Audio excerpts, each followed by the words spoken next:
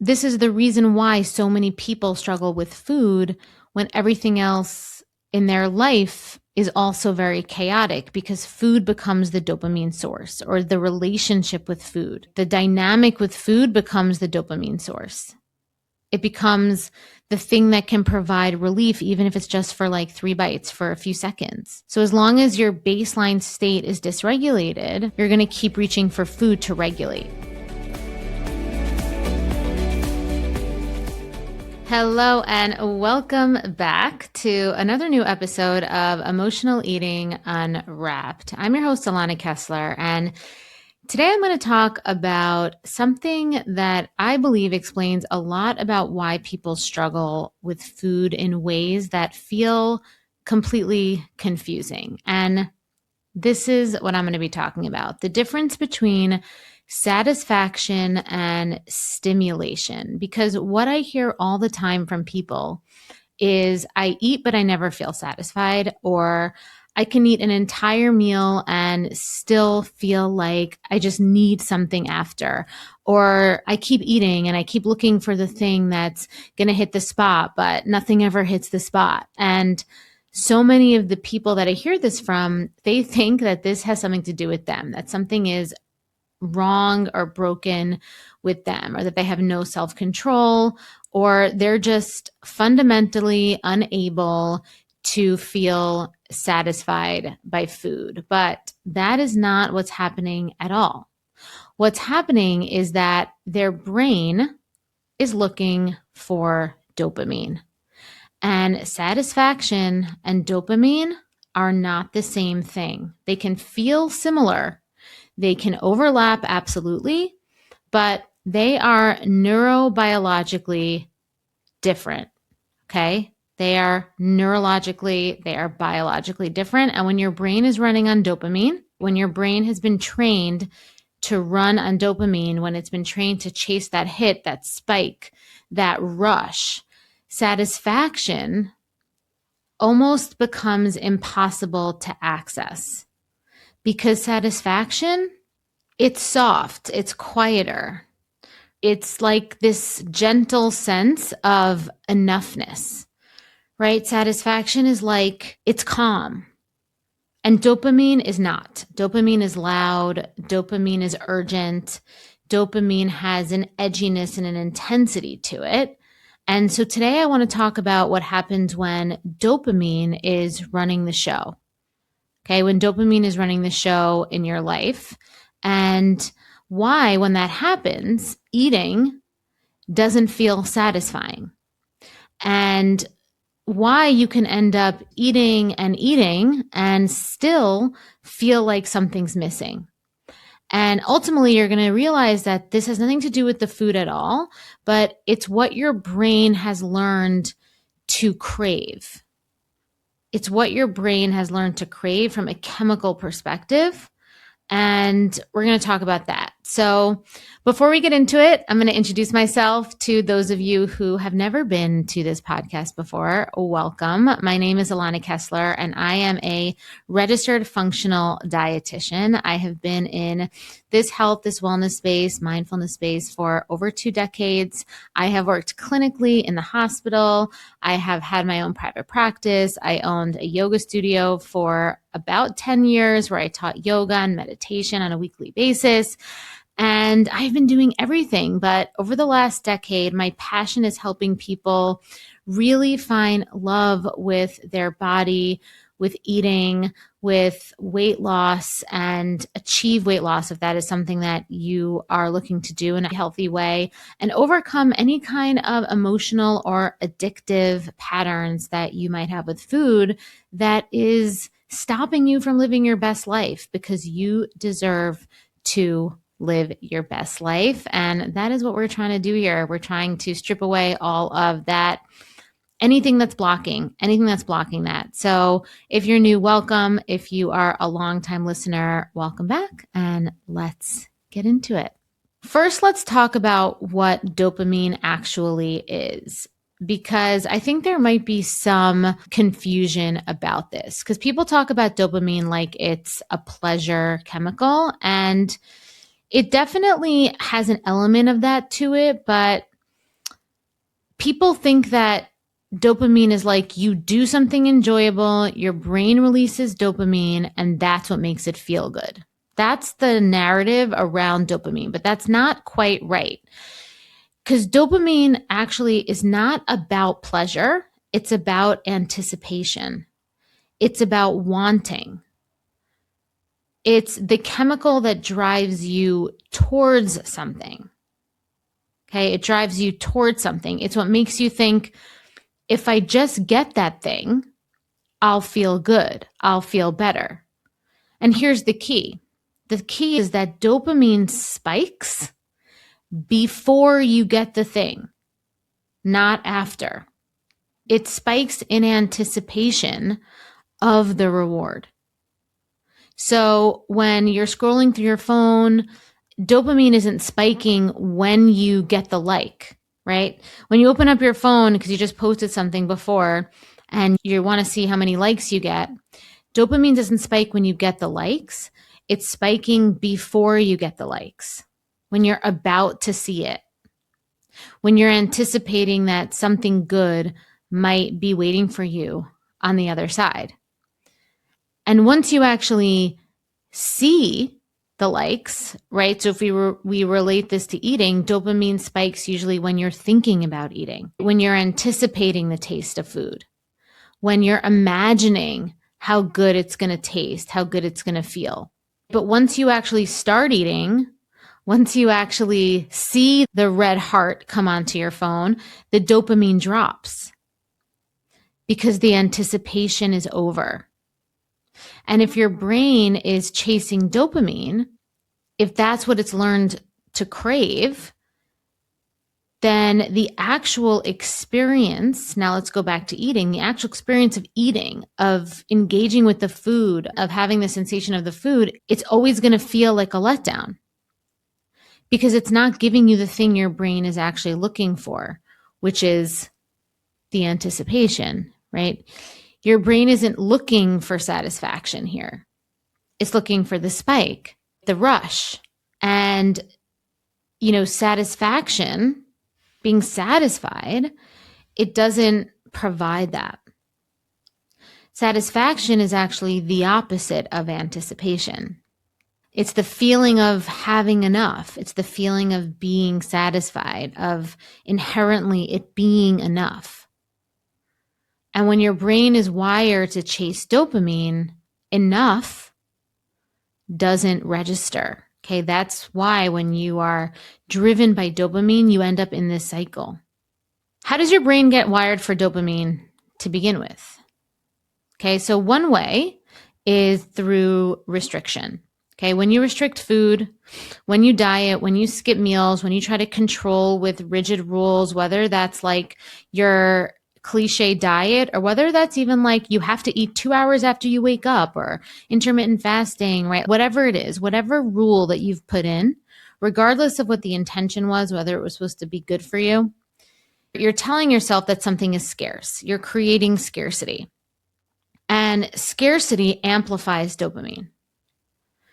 So because your brain knows that food is rare, right? That it might not be available in certain time windows, or, food comes with some sort of stakes or some sort of regulations around it. When you finally allow yourself to eat it, the anticipation for it has been massive. The dopamine spike has been huge. And your brain learns that this is what food is supposed to feel like. Right? It's not supposed to feel satisfying. It's not supposed to feel nourishing, but it's supposed to feel high stakes, right? It's supposed to feel urgent. And once your brain learns that, normal eating, or what we call, when we say let's eat like a normal person, eating when you're hungry, stopping when you're full and satisfied, right? It feels boring, right? It doesn't provide the same dopamine hit.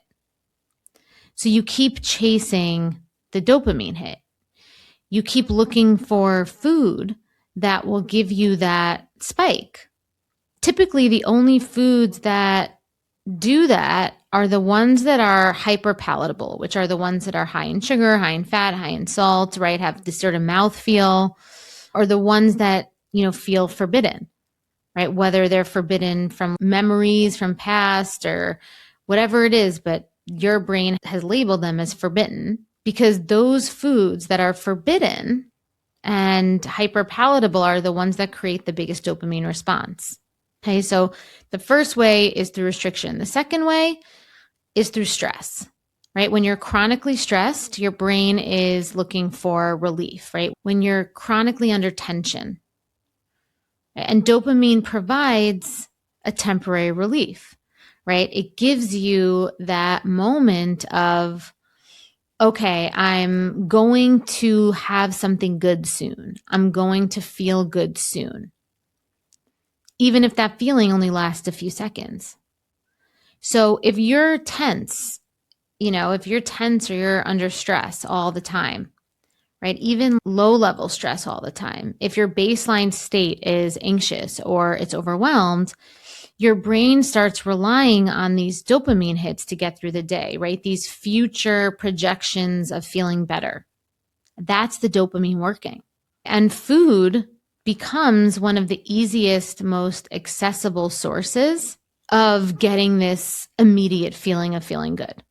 You can't control your job. Maybe you can't control the dynamic in your relationship. You can't control what's going on in the world right now. You can't control politics, but you can control what you eat, or at least you can control the decision to eat. And that decision, that moment of anticipation, gives you a hit of dopamine, which makes you feel just for like a millisecond that things are okay. And usually it is just for a millisecond if you think about it. You've built a good life. From the outside, it looks like you have it all together. You eat clean, you work hard, you take care of everyone. But there's this one area that still feels impossible to master, and that is food. You can eat perfectly all day and still end up in the kitchen at night wondering why you keep doing this. You promise yourself you'll start fresh tomorrow, and I know you mean it every single time. But the cycle, it always finds its way back, especially when you're stressed, when you're overwhelmed, or when you're just tired of being the one that's holding it all together. And I get it because I lived that way for years. And what I learned is this. The problem, it was never about food. It was the pressure underneath it, the perfectionism, the self-doubt, the part of me that never felt safe and secure to just be me. And that's why I created the sober eating sequence. It's a proven 3-phase method that rewires the emotional patterns and the belief systems driving overeating so you can relax, trust yourself around food, and release weight completely naturally, without force and without obsession. Because when your body feels secure, it lets go.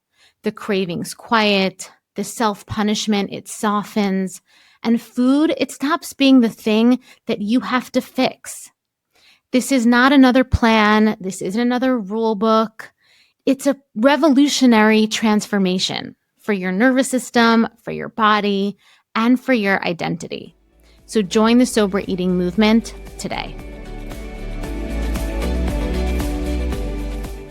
And then the third thing is the world is designed for us to be in this dopamine web, right? We live in a world that is engineered for it, right? Social media, like I said, the notifications, the infinite scroll, the autoplay, all of it is designed to keep you in a state of anticipation, right? Keep you chasing the next thing. And your brain gets completely used to that. It gets used to operating in a state of constant seeking, right? Of constant chasing for a resolution, chasing for this sense of completion. And when you're in that state of chasing, satisfaction becomes inaccessible because satisfaction requires you to stop chasing. It requires you to make a U-turn and feel enough. But your brain doesn't know how to do that anymore when it's being driven and wired by dopamine. So what does it actually feel like when dopamine is running the show, right? I want to give you some real world examples. So it feels like you eat, but you don't feel done, right? You don't feel like it's complete. Or like you finish a meal and maybe physically you're full, maybe you're even uncomfortably full, but mentally you still feel like you need something. And I'm not talking about a sweet at the end of a meal, like to have dessert. I'm a big fan of finishing a meal with sweet, but I'm talking about you have that sweet and you still don't feel like you're done. You still feel like you need something. So you keep eating because you're chasing a feeling that you haven't found yet. It has nothing to do with hunger. You're looking for that one thing that's going to hit the spot, but nothing does. Because what you're actually looking for, it's not satisfaction, it's more stimulation. You're looking for that spike again, that rush, that moment of, yes, this is it. But the problem is that moment only lasts a second. We often miss it. That first bite might have given it to you, right? Maybe the second even gave it to you. But by the third bite, the fourth bite, the fifth bite, the dopamine is already dropping, right? And you're left chasing something that's already gone. That's why with binges, it's like that. If you think about it, that is the arc of a binge. So you keep eating, you try to get it back, trying to recreate that first moment, but you can't because dopamine doesn't really work that way, right? It spikes and then it drops, and that's its function. That is its function. The more you chase it, the more elusive it becomes. And so examples of this are also like, you start planning your next meal in urgency before you finish the current one. Right? You're eating lunch, you're already thinking about what you're going to have for dinner, but not in like a way because it's like you're trying to think about organizing your day. You're just like, it's because you're looking for that next hit of, you want to get that next hit of anticipation. You're not in the moment. You're not in the moment. And that's dopamine. The current moment isn't providing the dopamine anymore. The current moment is just blah. It's just bland. When dopamine is running the show, it just feels void. It feels empty. It feels like going through the motions. The excitement is in the anticipation, the planning, the imagining, the fantasy. It's not in the actual experience. And I think that one of the most painful parts of this is that, when you're in your life and you're eating food and especially if it's like, and you're with people, you're just not present for it because you're somewhere else, right? And you never get to really experience satisfaction because satisfaction requires the skill of presence. And training your brain to learn how to be satisfied is a skill, right? It's a skill I teach in the sober eating sequence. And you have to train up your body, your behavior, your brain, and your biology and your neurology to be able to do it. Because learning how to appreciate satisfaction is a real job. It's a real skill to learn. But that is the portal to happiness. That's the portal to neutral eating. That's the portal to long-term weight loss. It's the portal to everything. Because when your brain is wired for dopamine, satisfaction feels like nothing, right? It's like how somebody can walk into a museum and look at a painting and see so many things, and one person can look at the same painting and see nothing. Just depends on how your brain is awake, is wired. So we want to wire our brains to see satisfaction as amazing, as not boring. Because when your brain is wired for dopamine, it does see satisfaction as boring. And I don't mean like neutral. It sees satisfaction as like something is missing. Okay, when you're used to chasing dopamine, it sees satisfaction as flatness. And your brain will interpret that as a problem. Right? It thinks something must be wrong. I should be feeling more than this. So it sends you looking for more. Not because you need more, but because your brain doesn't recognize enough as a valid state. It only recognizes chasing. And I think that's why people can eat an entire meal and still feel like they need something more. Still feel like they're not quote unquote full. That's why the hunger fullness thing is a little bit misconstrued, because we really want to feel satisfied. Because ultimately, fullness, even if you're full physically, you don't have the spike anymore. You're still going to feel like you need something. It doesn't matter. So I want to talk about the food. I know we were saying how this isn't about food, but I do want to talk about the role of the hyper-palatable foods, because I do believe that they do play a role in this. Because hyper-palatable foods like high in sugar, fat, salt, foods that are in combinations of fat, sugar, salt that don't exist in nature, these foods are designed to spike dopamine. They're engineered to be maximally rewarding. And food companies in particular know that dopamine drives consumption. Okay, they know that. And so they create foods that trigger the biggest dopamine response possible. Okay, so here's what happens when you eat those foods regularly. It's why people think they're addicted to the foods, but they're not addicted to the quote unquote foods. It's just hyper-palatable foods like this do create the conditions for the dopamine spike cycle to be activated at a very high level. Okay, so here's what happens when you eat these foods regularly. Your brain starts to expect that level of stimulation. It starts to calibrate that as baseline. And then normal food, like food that's not engineered for maximum reward, like just regular food in nature, it doesn't register anymore. It doesn't spike dopamine in the same way. So to your sensory body, it feels unsatisfying. Not because it's not nourishing, not even because it doesn't taste good. It doesn't even have to do with taste. It's just because it's not stimulating enough. It hasn't fired the neurons that these hyper-palatable foods fire. Your brain is looking for the spike, and normal food doesn't provide it. I think that's one of the reasons why people feel so out of control around certain foods. Again, like they're not addictive in the chemical dependency sense, but they're triggering the dopamine response that your brain has learned to crave. And once your brain is chasing that response, everything else will feel like a letdown. Everything else will feel like a letdown. So you keep going back to those foods that provide the spike, and has nothing to do really with your willpower, with your determination, with your discipline. It's really just your brain. It's the way that your brain has gotten wired. This chemical hyper-palatable food thing. It's sort of like, it's a crazy mechanism that has nothing to do with your character.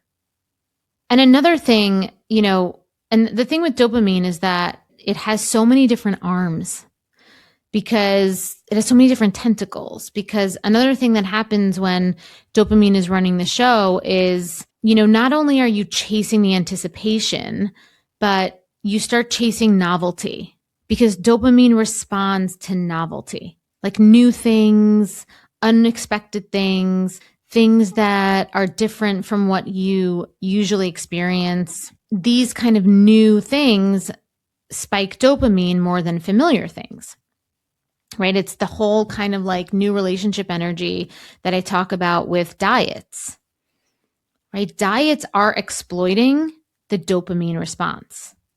It's like newness, it's novelty, it's new energy. Diet culture is a dopamine cycle. Constant recipes, right? Needing to have new recipes, new stuff, right? You're always looking for something that's going to be new, exciting, that's going to be the thing that gets you to be better, that's to feel good. The first time you do it, the first time you start the thing, you start the diet, you get the recipe book, right? You try the first recipe, it's amazing. By the third recipe, you're like, I'm bored. Dopamine doesn't spike the same way. Now it feels like a drag. Now it feels like homework. It feels like pressure, right? And so you move on to the next thing, right? You move on to the next thing, but often not before you potentially, compulsively eat, which we talked about in a last episode, because you're disappointed with this and the dopamine crashed. Novelty spikes dopamine, right? It makes you feel like this is it. But once the novelty wears off, once everything becomes routine, the dopamine drops, you're left feeling the same way you did before, which is disappointed, unsatisfied, and now looking for the next thing. And the cycle continues. And so dopamine it really does just insert itself into so many different ways that you behave and relate to food. Another example is you actually stop tasting your food when dopamine is running the show, right? Like you're eating, but you're not experiencing. You're going through the motions, but the actual sensory experience, the taste, the texture, the temperature, it's not really registering. And again, that's because your brain is focused on the future, on anticipation, not the experience. It's focused on the next bite, the next thing you're going to eat, not the current one. That's why people can eat an entire meal and not remember it. They could eat a whole bag of something and barely taste it. Because once they started eating, the anticipation was over. The experience of eating felt empty, but the anticipation of it was so heightened. And this creates a really painful paradox. And that paradox is you're eating to feel satisfied, but you're not actually experiencing the eating, so you never get the satisfaction. Because the satisfaction comes from the experience, not the anticipation. It comes from actually being able to, like I said, be present with the food, noticing when you've had enough, feeling the sense of fullness, and also deriving pleasure from the enoughness. Like I said, this is something that you have to train your brain to do. Because if you're not doing that, if you're not present for any of that, you're still going to feel like something's missing. Like you ate, but you didn't really eat. And so I want to talk about the emotional component of this, because I do really think there's a reason why some people's brains get wired for dopamine seeking more than others. And it's not just about restriction or hyper-palatable foods or the modern environment. It's also about what food is doing emotionally, right? For a lot of people, food isn't just about, nutrition, fuel, right? For a lot of people, it's not just about pleasure. For a lot of people, food's about emotional regulation. It's a friend. It's a relationship. It's a lever that they use to feel their feelings, to manage their feelings, to feel seen, to process feelings. Maybe not to feel their feelings, but to process feelings. And when you're using food to regulate, to manage emotions, to help you either, avoid or make less intense emotions, you're not eating for satisfaction. You can't really do both. Your nervous system, your brain and your body are not available for satisfaction, because the only thing you're available for is relief. And relief and satisfaction aren't really able to live in the same space together. Relief is about making a bad feeling go away. Satisfaction is about having a need met. And when you're eating for relief, the dopamine spike is what provides that momentary escape from the feeling. It's not about the food itself at all, right? When you're eating for relief, you're just really in it for the anticipation and the momentary escape. It's about the distraction, right? The brief moment where you're not feeling whatever you were feeling before, right? That's the dopamine-driven process, right? You're seeking a spike because it's pulling you out of what your current emotion is. But again, the spike doesn't last, right? So you keep eating, trying to maintain this feeling of escape, right? Trying to stay out of the feeling. This is what a binge is. This is what compulsive eating is. But eventually the dopamine drops and the feeling comes back. And, now you're dealing with the original emotion plus the regret, the shame of eating way more than is comfortable. And that creates more discomfort, which makes you want to escape again, and the cycle continues. This is how the dopamine-driven reaction to, in relationship to food works. So here's something that's really, really crucial to understand is that whether your brain is chasing dopamine or accessing satisfaction depends largely on your baseline state, which is why in my work with people, I work so much on teaching people and coaching people to elevate their baseline state, right? To create a baseline state that's healthy, that has self-worth, self-value, that's able to have capacity for including a lot of different emotional internal experiences into your life, right? Not excluding things, right? Because if your baseline state is stress or overwhelm or anxiety, right? If you're constantly in fight or flight, your brain is going to seek dopamine, right? Your brain is not going to be available for anything else other than dopamine, because dopamine provides a temporary relief from that state. It gives you that moment of, okay, I'm moving towards something good, right? This is intense. This is bad. And it suspends you from it and says, okay, I'm going to just future trip. I'm going to think about the future and it's going to be good. That's the dopamine. Even if that moment is fleeting with whatever activity that you do. In this case, it's food. But if your baseline state can be calm, right? I'm not talking about, you have to be calm all the time. But if your baseline state is a state where you can, have the emotional capacity to maintain a sense of calm, a regulated nervous system, where you feel safe, where you're not in survival mode, you're not in fight or flight, your brain doesn't need to chase dopamine in the same way because it's not trying to escape anything. It's not looking for the solution, the resolution. It's not looking for some sort of completion. It's not looking for relief. It's just being. And in that state of beingness, satisfaction becomes accessible. And you're not looking for food to do something for you. You're just eating, whether it's because you're hungry or whether because, you want it, which is totally fine. You don't only have to eat because you're hungry. You sometimes can eat because, it tastes good and you want to experience it. You want to enjoy. But the most important thing is that in this baseline state, you can feel a sense of enoughness.